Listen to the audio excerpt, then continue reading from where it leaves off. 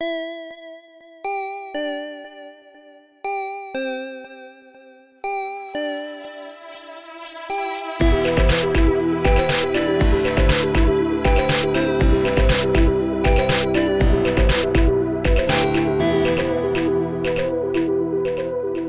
am the third at this table, I believe, to have gotten my vaccine. I thought I could feel the magnetic waves coming off of you when you walked in the room. I got that J&J. I got that one hitter. Oh, did you? Yeah. I didn't know if I was going to be allowed to. There was like a possible, the possible recall. Yeah. And then I got a text the same day that was like, no, we're going to do this one. Like, no, it's probably fine. Yeah, basically. The text was like, hey, you are going to get that one that you signed up for originally. There is this thing going on, but we're pretty sure it's fine. And I was like, whatever. I guess that's okay.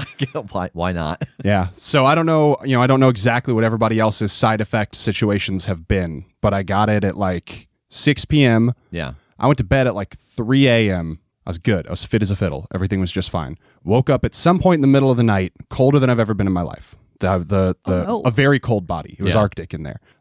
Managed to fall back asleep. Woke up another time. I guess I had gotten very hot because the bed was drenched. I had soaked through everything.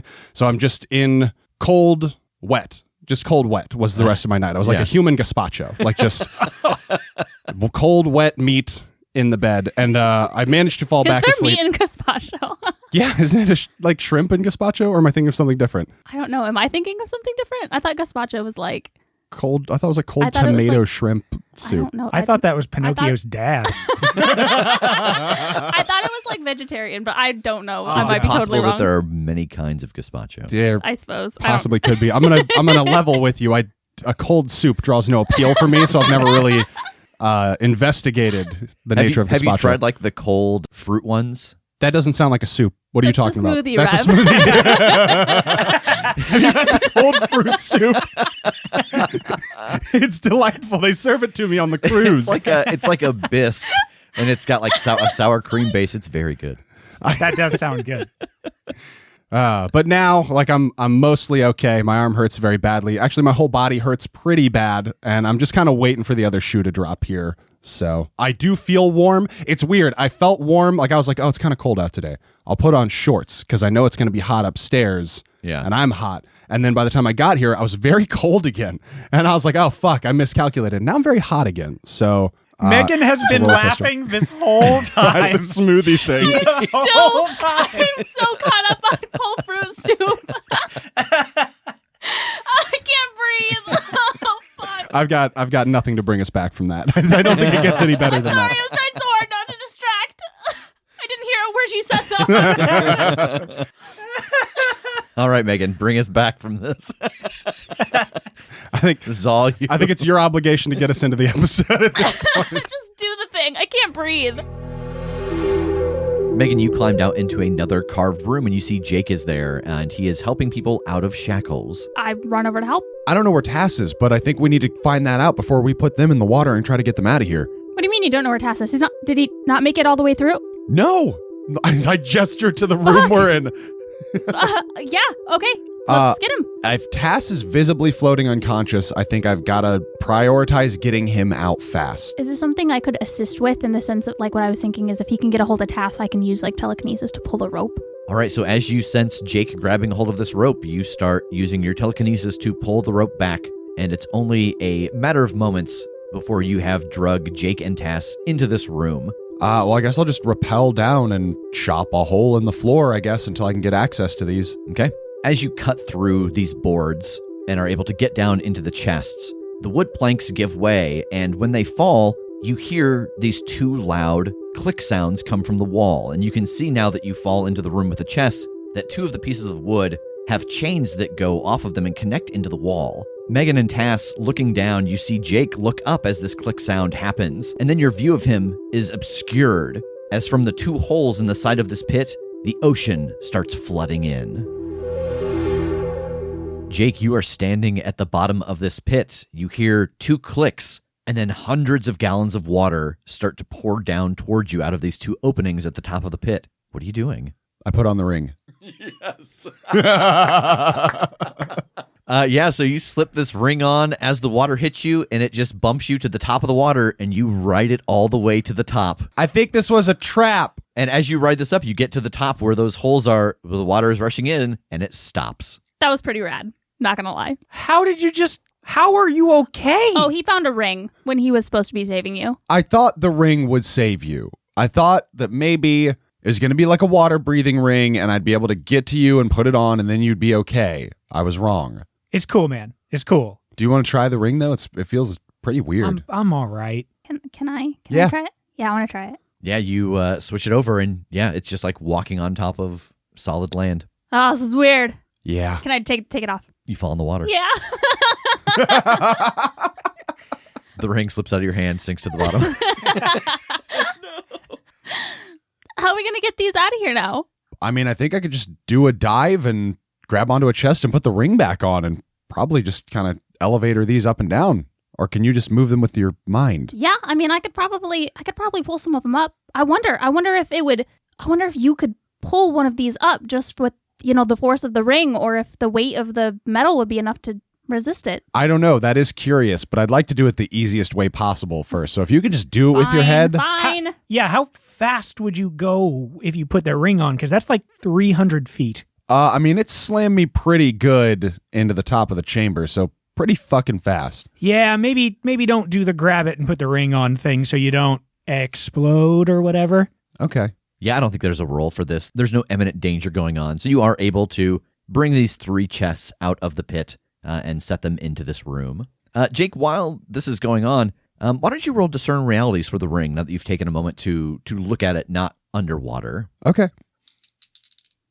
8. All right, you get a hold 1. What here is not what it appears to be. So the thing here that is not what it appears to be is that it seems like it's just a ring of water walking, but it actually allows the wearer to walk over any liquid as if it were firm ground. Mud, oil, sand, quicksand, snow, running water, ice, even lava. It doesn't protect you from the effects of the heat, for example, but you can traverse over it as if you were walking. Nice. Okay. All right, and so I think by this time, Megan, you have gotten these chests up, and everyone starts to open them. Inside one of them is gold. 2,000 coins. Inside of one of the others is a golden shark idol, a scroll case, a large azure gem, another ring, and then in the third chest are 4 healing potions. Can I look at this ring? Sure. Roll Discern Realities. 9. All right, you get a hold 1. What here is not what it appears to be. This is the Ring of Triton. When worn, it allows the character to gain the aquatic tag by transforming them into a merman or mermaid when immersed in water. Megan's whole body just literally turned colors. I don't even waste a second. I put it on and I jump in the water. Yeah, so the two of you see Megan slide this ring on and she jumps into the water pit. And as soon as her hands hit the water, you see that the back end of her turns into a giant fishtail. What the fuck? I'm a mermaid! Finally, I'm not leaving. Sorry. Boy, that would have been handy. That's more what I was hoping the ring I found was going to be. So, wow, that is just... Look at you. That's so cool. what does it feel like to not have legs? I feel like I'll trip a lot less.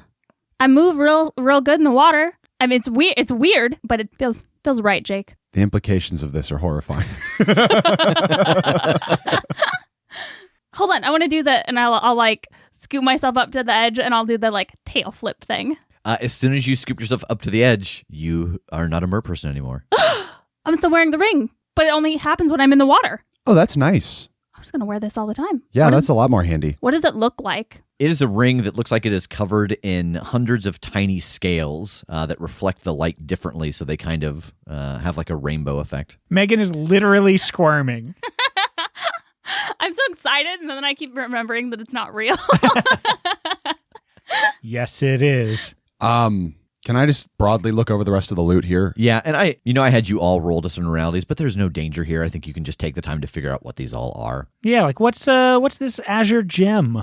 So the azure gem is the mermaid's eye. It is a large gem that allows the bearer to summon and control the sea serpent. Whoa. Okay. And what's in the scroll case? Inside the scroll case is an arcane map. It is a blank map, but after you spend a few minutes concentrating on it, the map will show a route to your greatest desire. Fuck yeah, dude. It's like trust your gut, the item. And the important thing to note is that after 3 uses, it crumbles. Fuck no, dude. Hate that part of it. Take it back. I wish I could, but I have no control here.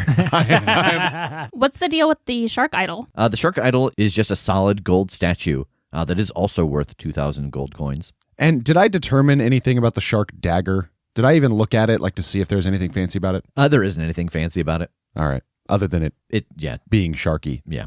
Which is pretty cool. It's a cool-ass dagger. Well, I think we could keep these magic things. I think these would all come in pretty handy here. And if not here, somewhere else. I really don't feel like we need the money that much. Do you guys? No, I think we could hold on to some of it in case we need it, but I don't want to carry all of this around. Yeah, good call. I'll look at the rest of the people who are going to be sacrifices. Just 3,500 gold seems square to you guys? Yeah. All right, so we can keep 500 of the coin and then give them the rest of the coin and the big shark statue, and then we can hold on to the rest of it. Yeah, works for me. Okay, well, I'm going to get the doorknob and start setting up through the side door to get to the tavern. Okay. Yeah, so you all head back to the room that has the door in it. You put the doorknob in place, and you open it up, and it leads in to the inn that wanders. Oh, it smells so good in here. Well, I'm hungry, and I'm not feeling great, so I think we should probably heal up. I mean, if it knocks me out again, who knows how long I'm going to be out, and I'm not good right now. So if it hurts me on the way out again, I'm going to be fucked. Yeah, we can't do this, and if somebody goes under, we can't carry them out a door. That could kill us. So are we cool with spending the however long, or the other members of the party moving on and clearing some ground without them or something? Because pulling us out's not going to be an option. Yeah, I guess we don't have a whole lot of a option. All right. Well, we should probably eat one at a time just in case. I was thinking that, yeah. Who's hurt the worst? I slightly raise my hand. I'm not good, but I don't know who is worse than me. I don't feel great. I could probably be okay to push on, but I'm very hungry. Okay, let's give Megan a snack. All right, Megan, roll wisdom. 7. All right, you get a hold 1, and your options are you recover as if you have rested for 3 days, you eat and drink your fill and collect 4 rations, you experience a vision, you do not collapse into mystical sleep. So if we end up with the magic sleep thing, do we get to heal? Yeah, I think so. Okay, cool. Then I'm taking the vision. Okay, so the two of you see Megan finish her snack, and she passes out on the bar. Well, what do we do now then? Do we also risk eating and falling asleep, or does one or more of us go scout ahead? I don't like the scouting ahead. I don't like the idea of splitting up. I mean, we could always just whoever went ahead, we've got the doorknob. We could always find a new door and come back to the inn if we had to. Go do some recon and then hide away here still. I think if she's going to be asleep, I would rather just give it a try and see what happens. Okay, well, you go first. Okay. All right, Tass, roll wisdom. Oh, boy. 4. All right, so Jake, you see Tass finish his snack, and he also passes out on the bar. Fantastic. I'm really tempted to act out here. I'm really tempted to just pop a health potion and go see what I can find anyway. Oh, well, what can I get for you? No, I think I'll pass. Oh, yeah? You look pretty rough. You want some healing potions or something? We sell a couple. Why didn't you mention that sooner, Trog? Oh, I don't know. It didn't come up. Did you have money before? I mean, I do now. I'm kind of insulted that you wouldn't take it on faith with all the things we've been through, but listen, I'm just trying to run a business here. That's okay. Yeah, I know. Support your friends. Yeah, exactly. How much? 50 coin. How many do you have? Let me see here. And he rummages around behind the bar. Got 3. One, it's probably still fine. Little dingy. Oh, no. Do I know if healing potions expire or go bad? You wouldn't think so. Okay. Man, I'll take them all. Oh, yeah, all right. And he slides them up on the bar and slides them over to you. Slide him 150 coin. Okay. Well, I'll pop one of them right now. All right. Yeah, so that heals you for 10 points. And that is exactly back to my max. Man, I think I'm going to go scout ahead. Can we put them to bed somewhere first? Yeah. Okay. Yeah, no problem. And he picks them up one by one and takes them off to rooms. Okay. Yeah, I will help. because I'm also going to collect the magic items that I might need to survive off of their sleeping bodies. I'm just gonna go loot my friend's sleeping bodies. So what are you taking? I mean, I'm definitely taking the Ring of Triton because I have some more ocean to navigate here to get to the other side. I'm sleeping. My hand is in a death grip. She put it in like a hand chastity belt before she went to sleep. Tass, do you have anything good other than your gun? I can't make ammo for your gun, so I'm not going to take that. I have some throwing daggers you could steal and one bandage. Nah, I don't think I need any of that. What am I, a joke to you? Yeah. Yeah, I think I'll just take the Ring of Triton then, and I'll leave the Mermaid's Eye because we're not going to encounter the Sea Serpent, I don't think, and I'm not going to need to barter with it.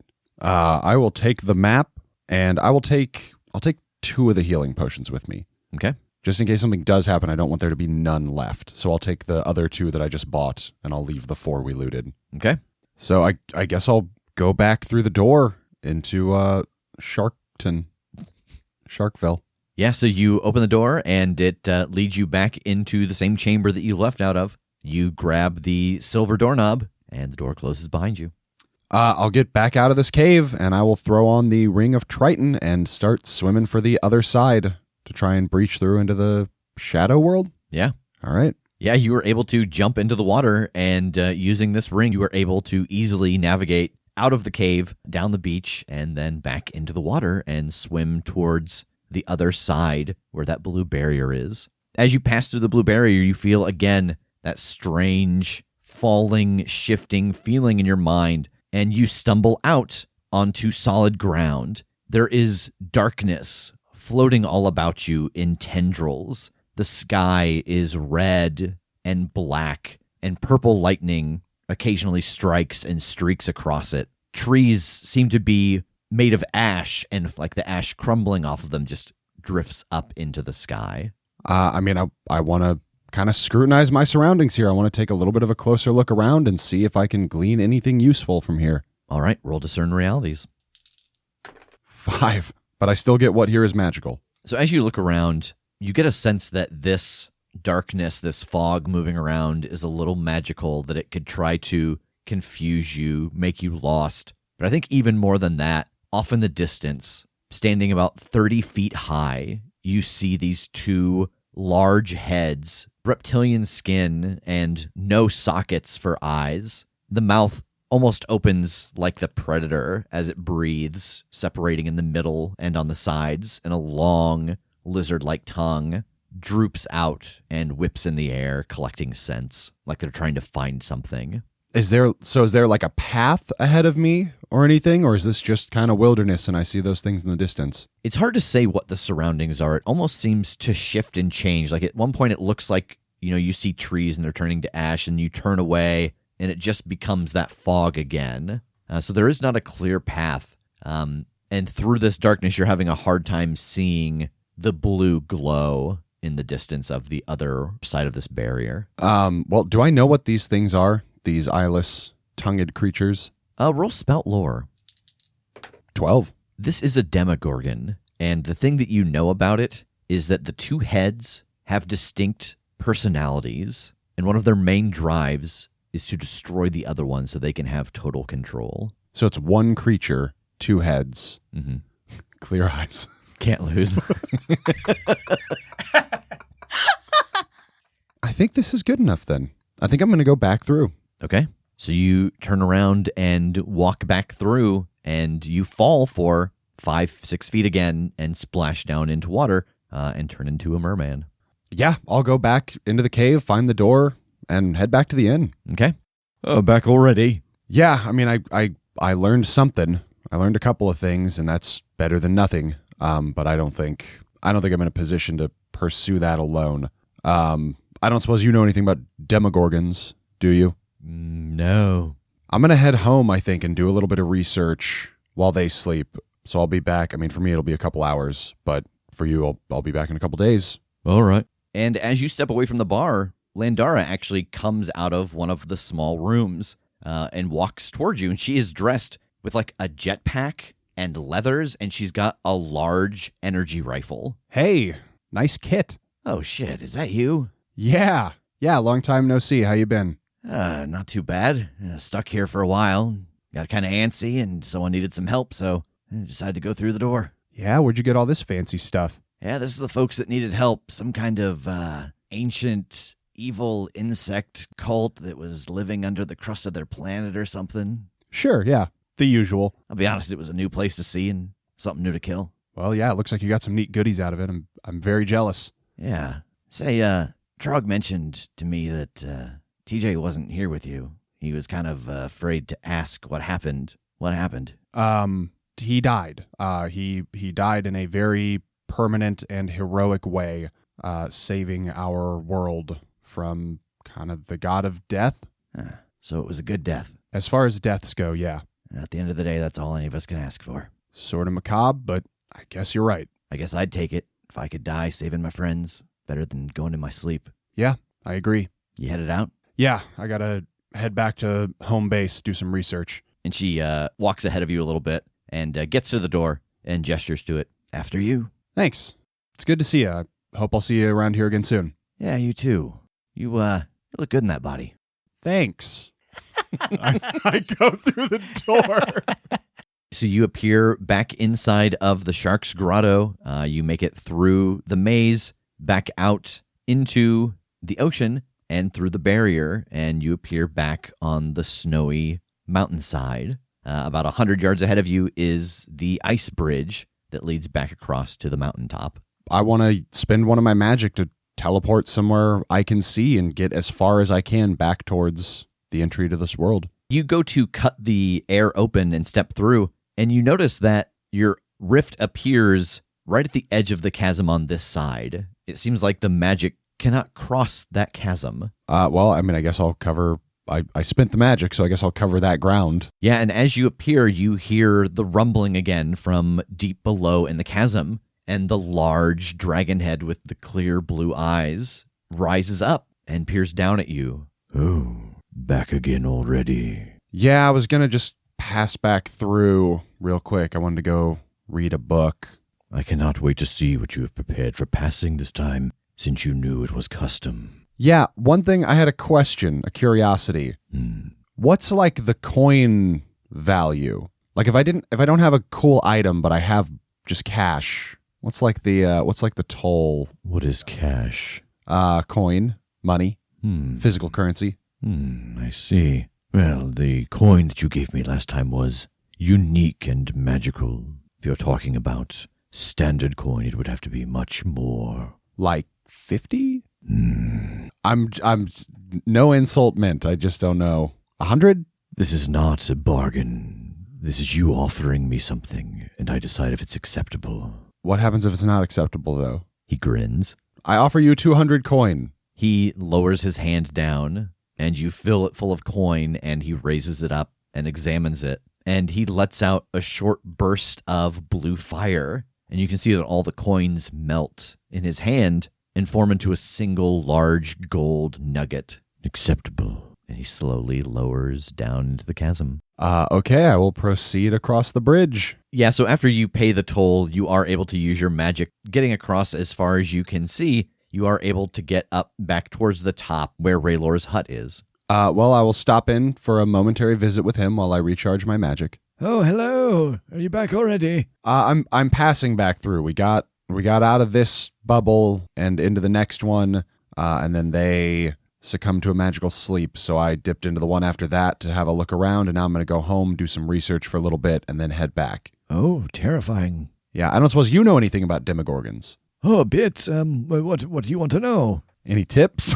Any tips or tricks on dealing with them? I know two heads, very different, want to destroy each other to assume power. Is there like a riddle of the Sphinx type situation, just an answer, one thing you can ask them? You know, one guard always tells the truth and one guard always lies, like anything like that. No, not that I'm aware of. I do know that they have control over the things. I believe that's the Shadow Veil. They have control over these little, almost demonic children that haunt the area. They have them under their power. Okay. Like possessed, but otherwise like just children? No, I think they just look like children because that's what would mess with you most. Oh, yeah. Well, that's not incorrect. Okay, so but they are like demons. They've got like demon ability things. Yeah, I believe. Let's see here. And he goes over to a bookshelf and starts flipping through things. Yes, they're undead shapeshifters. Tight. All right. Well, that is good stuff, Raylor. Thank you. Yes, no problem. I appreciate your academic mind. Yes, I've spent not much time there because no shit, but it was a little peek in and getting some accounts from other folks who had been there. All right. Well, I'm going to gather my magic again. Okay. Whew. There's my boxcars when I don't really need it at all. 15. Yeah, you were able to get down to where those little huts were and then back through the magical barrier, and you are spit out into the cave. The headache that you get from this is immense. You feel all of this energy being ripped out of you, being sucked out of you, and you collapse into the tunnel inside of the mining facility. It never really occurred to you while you were in this other world, but you felt so much more powerful and connected there. Something about all of that magic flowing into you. Everything here feels a little muted. The colors are a little less bright, and you feel exhausted. Not from exertion, but from no longer having access to all of that. Okay. Well, I take a second to try and steady myself and take a few deep breaths, and then I'm going to try to teleport back to IPT, which is still underground. Yeah, you appear outside of the IPT. It is a bad scene down here. You can see that all the people that you had seen previously have been evacuated, but there's no light down here. There's no power, but the building is in front of you. And you can see that it has shifted a couple more feet since you were here last, like it's crumbling, just not having a sturdy support structure underneath it anymore. I'm going to head inside and go see what I can find as far as research on a Demogorgon goes. It seems like a lot of the stuff in Fanarin and its adjacent worlds resemble fantasy things in our world, so it's possible that our intel could actually be relevant. Yeah, you head down into the research area, and it's difficult because it was one of the basement levels, and so it has been broken apart pretty badly. And you can actually see that a lot of the stuff here, it seems like people have been doing some removal of items and books and just whatever they could get. Roll investigate a mystery to try to do some research on this. 7. All right, you get a hold 1. I think probably what can hurt it. The thing that you're able to discover as you search around through the remaining books in the basement of the IPT is that it seems to be immune to most magics. Okay. Is there anything that can hurt it that I discover? Or is it just things that aren't magic? Yeah. Okay. And I think the other thing that you find as you go through these books is that it does have a gaze attack that it can do that could possibly charm someone or drive them mad. Okay. Well, I think that's all I got. And everybody's evacuated from down here, yeah? They have, but I think that after you've been down here for a while, going through the books that are left, you see the shine of a flashlight coming in your direction. Hey, who's down here? It's Jake. Oh, where the hell did you guys go? We went after Estin and have been on a multi-dimensional chase trying to find him. That sounds about right. So what all has happened? I can see that everybody's out of here. You're collecting stuff, but anything important that we missed or that we need to start running down? I mean, really, the only big thing is that all the creatures we had captured here, some of them died during the collapse. Some of them got loose and we were able to catch them, but there's a couple that are just missing. Ah, fuck. Okay, well, that's probably going to be my problem anyway, so. All right. Well, when you get back, we weren't sure exactly where to go. We've just set up in one of the shared workspaces across the street until we can figure out a better place to set up, because, boy, we sure got no place to operate out of. I mean, if you and a select few want to utilize the lair, by all means. I'd keep it a little bit hush if you can, just because, we've had these issues with moles and whatnot, but there's not a ton of space down there, but there's enough, or if you need to store something specific. Yeah, I guess I could go set up down there. Margaret's in the hospital. She's going to be there for a while. But if we could set up in there, I guess get Jingles. The network's still up and operational. We just need a place to monitor it from. I mean, yeah, there's plenty of tech down there. You're welcome to it. Yeah, all right. Can you... I don't exactly know how to get down there. Do you just want me to take you? You can find your way out, I'm sure. Yeah. Okay. I'll teleport her there. So I think you spend the next little chunk of time as you're waiting for their enchanted sleep to pass, taking Anastasia to the subterranean lair, leading her out, showing her the way up onto the street. she goes and gets Jingles and starts to bring some equipment down and set up. But I think by the time they have gotten enough equipment down there and set up a little space to work in that doesn't get in the way of what Rev is doing, you think you're about at the time where you could probably head back. Okay, yeah, I will kind of sneak away somewhere. I'll let them know that I have to get back to it, and then I'll kind of sneak away somewhere where I'm unseen and use the doorknob to go back to the inn. Okay. Megan and Tass, you wake up in these plush feather beds and you feel phenomenal. You're full and warm. Megan, as you stir from this sleep, you're reminded of a vision that you had in your sleep. And the dream that you had was of you as a child out in the dark playing hide and go seek. But you weren't just staying in one place. As people would come to find you, you'd run to the next location and hide again. You constantly moved, and it was so frustrating to the person who was it because they could never find you because you would change your hiding place. And you feel like that's important as you wake up. What are you both doing? Oh, shit. 5 more minutes. I'm rolling over and putting the blankets back over me. No. Megan, we did it. Mm-mm. We fell asleep. No, it's not enough. It's never enough. It's never enough. That's the point. That's why we have to get up. Megan, you notice your ring is gone. Son of a bitch! What? The mermaid ring. And I'm like, I'm moving all of the blankets, everything, pillows, checking my pockets. Yeah, as you start to tear the bed apart, you hear Jake chuckling in the doorway, and he's just standing there. What? How you guys feel? Embarrassed? Sleepy? Where's my ring? I flick her the ring. Did you just taking shit from me while I'm sleeping? I had to borrow it For what? to trek the sea.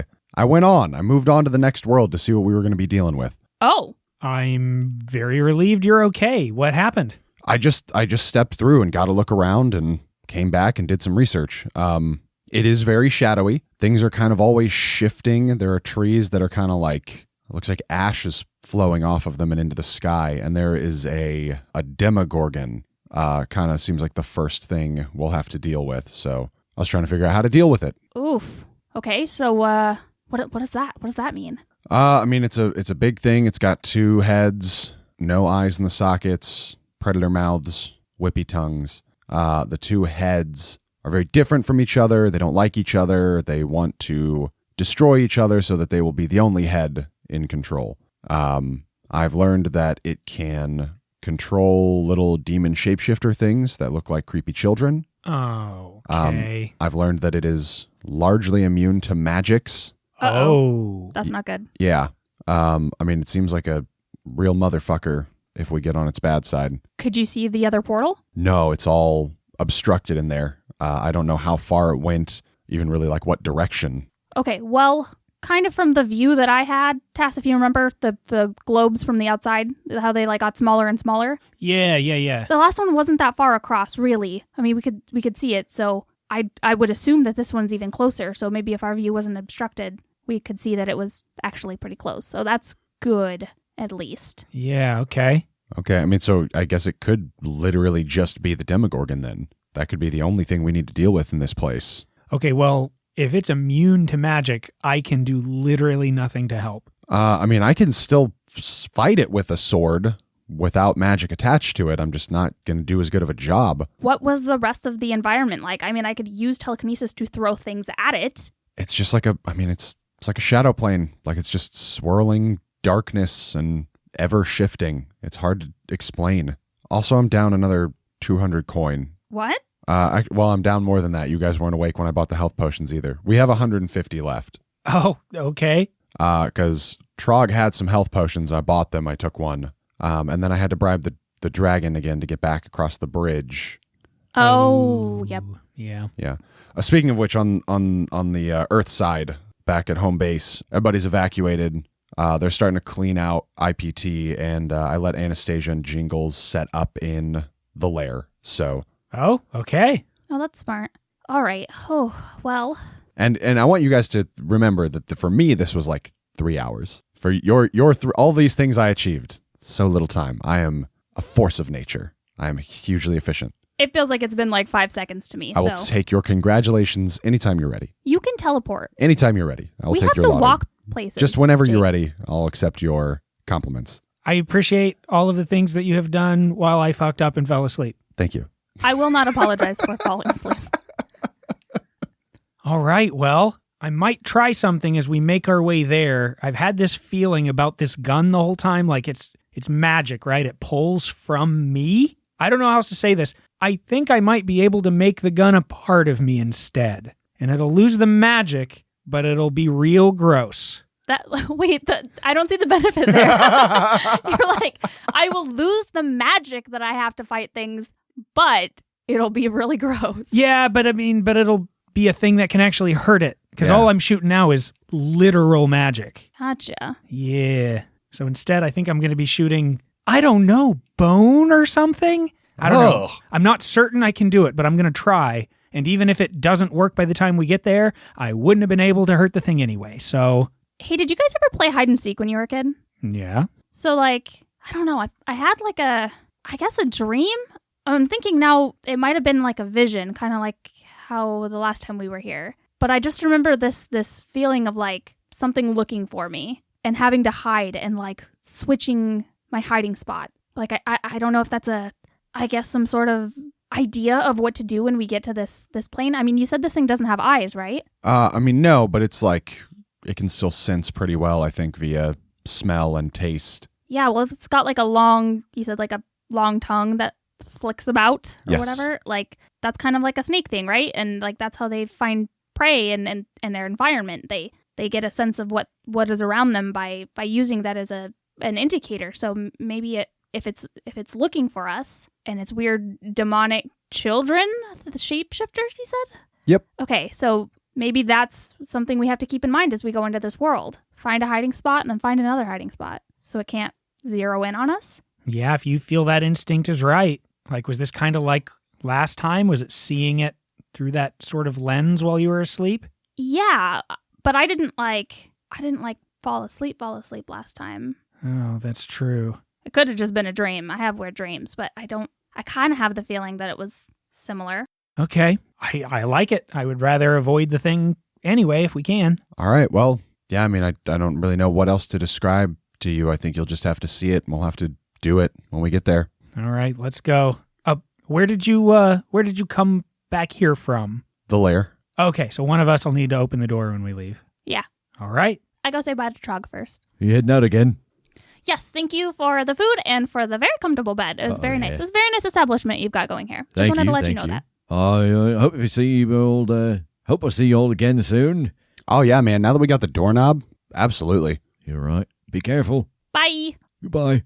Let me work on this for a minute. I'm going to see if I can make this thing work for sure before we head out. Because if so, I think any advantage we can get, right? Sure. Yeah. And I try to start focusing down to absorb this thing into my arm. All right. So, yeah, it says on your playbook that given enough time that you can change the type of gun that you have. I don't think it'll take very long here because you're not trying to do anything else. You're not traversing. You're just hanging out for a moment. So it'll take maybe 20 minutes. So tell us what happens when you absorb this magical arcane gun and turn it into a different type of gun. I think it's this flow of that magic energy that it's already made of starts kind of conducting back and forth between the gun in my hand and my body and just my literal flesh touching it. And this flow picks up and starts creating more of me. It's like it's not pulling off of my body exactly,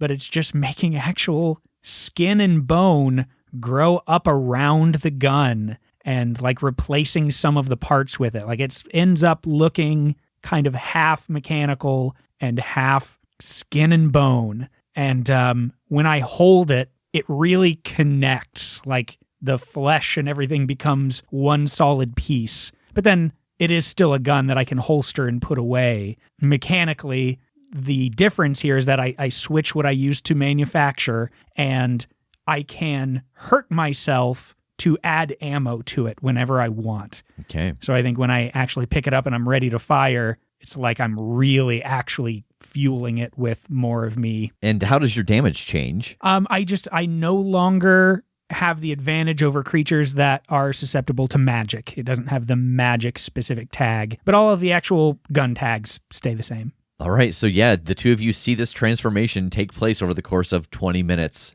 where Tass makes a flesh gun. What the fuck? I don't know, man. I hate this. Do we want to have look, I'm not taking shit for this. It needed to happen. I hate looking at it. I lift it up like I'm going to wipe it across his face. Oh my God. I so fucking, gross. I just thrust kick him backwards. I fucking leave the room. Yeah. This is a lot. I know it's sweaty for some reason. Ah! Well, yeah, No. It's me. It's sweaty. And hairy. And balding? How has it done all of this? It shoots kidney stones. Oh, there my it is. There we go. There it is. You brought me back around. All right, I'm back on board. So you head over and you open the door, and it leads you back into the grotto of the shark god. And did you give any instructions to the 5 people that you brought here? Oh, yeah. I think we probably just let them know that once we've done what we need to do, that we'll pop back in and let them know that their world has reconnected. I'm sure after a little bit of that time, we kind of explained the basic situation, and that will let them know. Okay. Describe to me, between the 2 rings and the 3 people, how are you all traversing the ocean? Oh, I'm swimming. I'm mermaid swimming. Yeah, fair. I think maybe I'm giving Tass a piggyback ride. As I say, is this Jake walking on water, giving Tass the bodyguard carry? Just Yeah, I'm probably carrying him. okay. I'm splashing them for sure. I would say that it throws him off balance, but even if Jake falls, he just falls onto solid ground. So the 3 of you head towards the barrier and pass through, and you all see what Jake saw previously, this dark, shadowy landscape with a black and red sky, purple lightning randomly streaking across it. As you look around, there are parts of trees and buildings, but they're not necessarily in focus, and ash seems to drift off of them towards the sky, and off in the distance you can see the 2 heads with its predator-like jaws opening, licking the air. Whoa. Oh my God, that's so much scarier than I thought it was going to be from what you said. Okay. Oh boy. All right, so what do we think? We want to go with your hide-and-seek tactics? I think being out in the open is probably not a good idea, yeah. Okay, so what I'm going to ask you all is to describe to me how you try to navigate the Veil of Shadows. How you describe it will determine the stat that you use, and it'll be individual for each of you.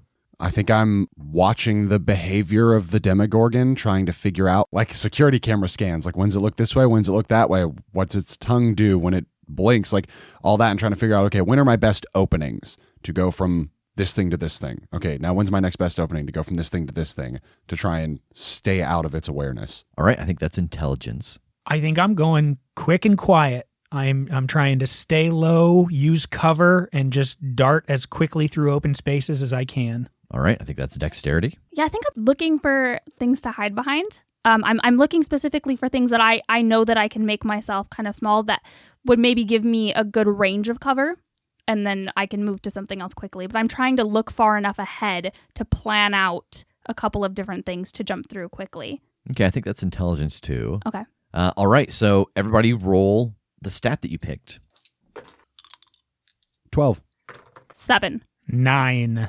All right, Jake, you get a hold 2 for your 12.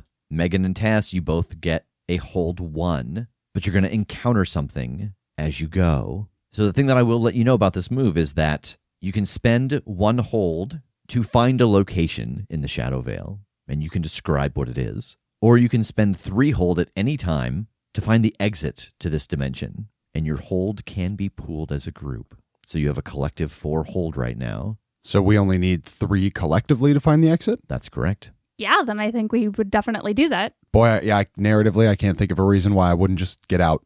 Okay. You have my curiosity, but character motive, I think, outweighs it. Especially since we just spent like a bunch of time sleeping. So as the 3 of you start making your way across the Shadow Veil, you do see the dull blue glow that lets you know the exit is close by.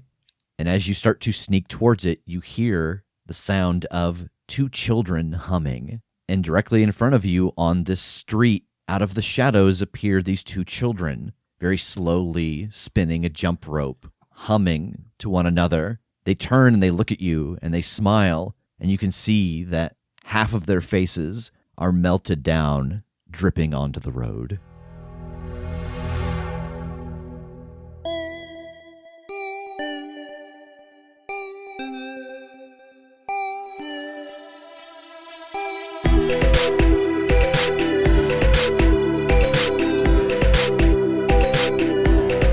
The Critshow is a Critshow Studios production, edited and produced by Brandon Wentz with music by Jake Purley. You can find more information about us at thecritshowpodcast.com. To keep up to date with upcoming live shows, contests, and other special events, follow us at The Crit Show on Facebook, Instagram, and Twitter. For even more weekly content, join us at patreon.com/thecritShow.